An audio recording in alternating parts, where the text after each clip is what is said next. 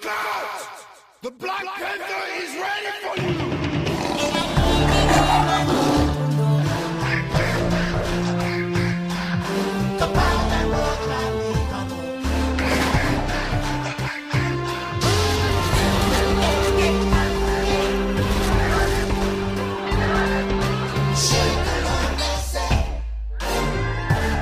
Whenever a new superhero movie comes out or is announced, there are a few people that might want to dive into the source material that it's based on.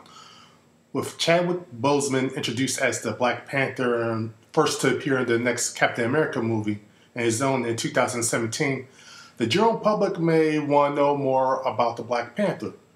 For that, I say your best bet is to read Who is the Black Panther, written by Reginald Hudlin, art by John Romita Jr., Klaus Janson, and colors by Dean White.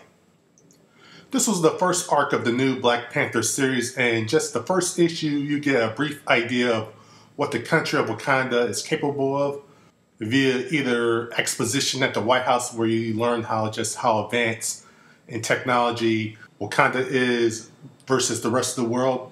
And you also learn their backstory via flashbacks narrated by Ulysses Claw. Also in this volume, you get some background about both Claw and T'Challa, the Black Panther.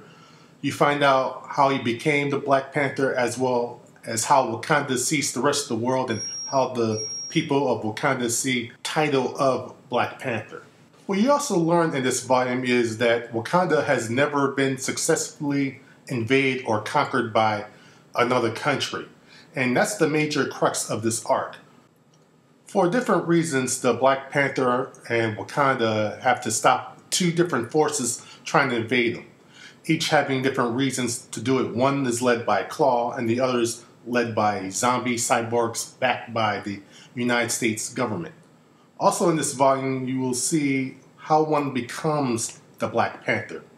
Captain America's first fight with a Black Panther, body swapping, flying poop, a rhino versus a rhino, a glowing green man in a bathroom, flashbacks, a fire plane versus a man on a flying horse, and multiple Black Panthers fighting at the same time.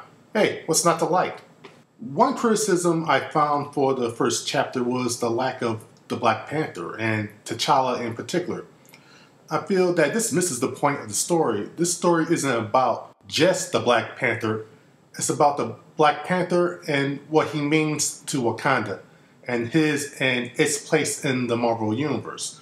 It also answers the question, who is the Black Panther? It also dismisses the notion that the Black Panther is a C or D grade hero.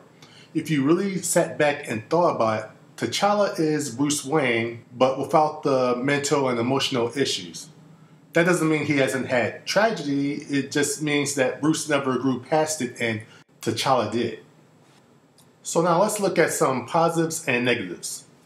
Positive, the writing.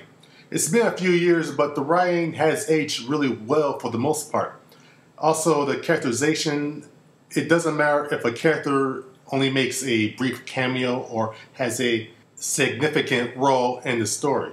In just a few words or a few phrases, you know the character's personality perfectly. Here's an example. T'Challa was written with more personality here than he has in years.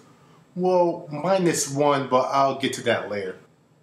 Art-wise, while John Romita Jr. only did the initial arc in this story, it's obvious he put his heart and soul into it.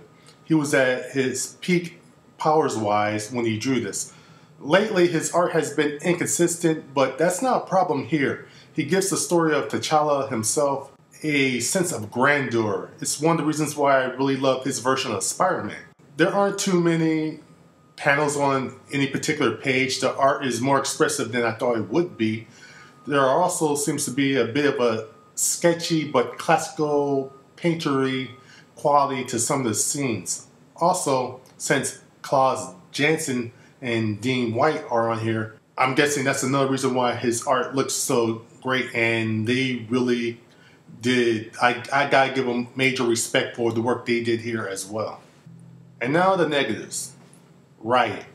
Some of the writing for the Wakandans seem off. I can't quite place it, but it just seems to be generically contemporary American, or how a writer at that time would write in American. Most of the writing is good, but this pops up from time to time.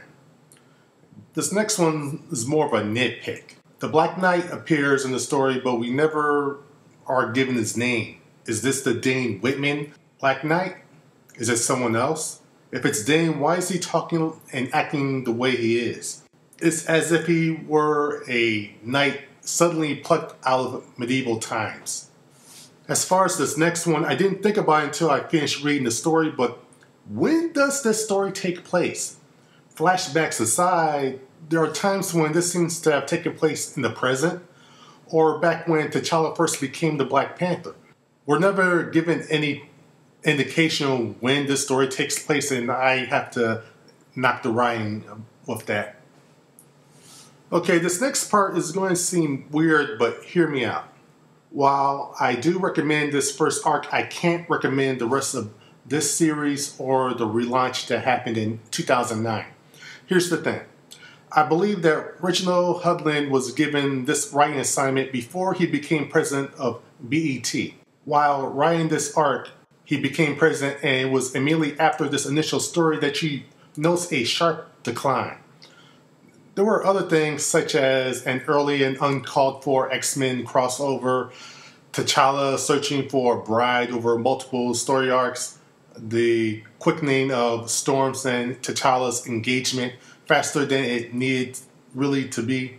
That being said, after reading this, I do recommend that you read the previous Black Panther series written by Christopher Priest from 1998 to 2003. His take on the Black Panther was a breath of fresh air. Priest gave him a personality, incorporated him more into the Marvel Universe, taking him out of Wakanda, and added political intrigue and a good supporting cast. I regret that I haven't read all of those issues when they came out, but I do have the first 2 volumes out now. Black Panther, The Client, and Black Panther, Enemy of the State, collecting the first 13 issues. This was probably the best representation of him ever. The only knock I can give that series is, from what I read so far, is sometimes there's inconsistent art. And that's all I have right now. If you like this review, please check out my Patreon page. Also, check me out on my website, www.DiarraGiftz.net. Also, check out my various YouTube channels. And until next time, goodbye.